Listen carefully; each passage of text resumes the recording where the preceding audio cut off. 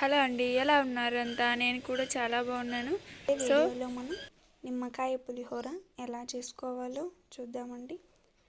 ఇది ఇంట్లో కూరగాయలు ఏమీ లేనప్పుడు, ఏం చేయాలో అర్థం కానప్పుడు ఇలా రెండు నిమ్మకాయలతోటి చాలా టేస్టీగా ఉండే నిమ్మకాయ పులిహోరను మనం తయారు చేసుకోవచ్చండి.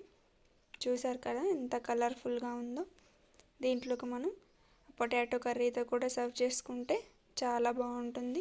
దీనికోసం ఒక గ్లాసు బియ్యానికి 1.5 గ్లాస్ వాటర్ పోసి అన్నాన్ని ఇలా పొడి పొడిలాడుతూ ఉడికించుకోవాలి. దీంట్లోకి ఒక పావుని ఆయిల్ని వేసి వేడి అన్నంలో కలపటం వలన మనకు అన్నం అనేది అతుక్కోకుండా పొడి పొడిగా అయితే వస్తుంది. ఇలా ఆయిల్ వేసిన అన్నాన్ని ఆయిల్ మొత్తం పట్టేంత వరకు కలుపుతూనే ఉండాలి. ఇలా ఆయిల్ కలిపిన తర్వాత మీ టేస్ట్కి సరిపడినంత సాల్ట్ని కూడా యాడ్ చేసుకోండి. సాల్ట్ తర్వాత చిటికెడు పసుపుని యాడ్ చేసుకోండి. ఇక్కడ నేను కొంచెమే యాడ్ చేస్తున్నానండి పసుపు. మరి కొంచెం మనం తాలింపులో కూడా యాడ్ చేసుకోవచ్చు. ఆ తర్వాత పచ్చి కరివేపాకుని తీసుకొని శుభ్రంగా కడిగేసి ఇలా 2 రెబ్బల్ని యాడ్ చేస్తున్నాను. ఈ వేడన్నంలో పచ్చి కరివేపాకు టేస్ట్ కూడా చాలా బాగుంటుందండి. ఇలా పసుపు సాల్ట్ మొత్తం కలిసిపోయే వరకు కలిపిన తర్వాత 2 పెద్ద సైజు నిమ్మకాయలని జ్యూస్ తీసుకున్నాను, విత్తనాలు లేకుండా.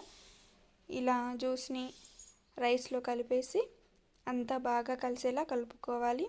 తర్వాత ఒక 5-6 పచ్చిమిరపకాయను ఇలా చీలికలుగా చేసుకోండి. చీలికలుగా చేయటం వల్ల మన పోపులో చిటపటలాడకుండా ఉంటాయి. ఆ తర్వాత కాసిని పల్లీలు, ఆ తర్వాత పోపు దినుసులు, ఎండుమిరపకాయలు, పచ్చిమిరపకాయలను కూడా వేసి బాగా వేగిన తర్వాత ఆఖరిలో కరివేపాకు మరియు చిటికెడు పసుపును కూడా యాడ్ చేసుకోండి. ఇలా వేగిన తాలింపును మనం ముందుగా ప్రిపేర్ చేసి పెట్టుకున్న రైస్లో కలిపేసుకోవాలి.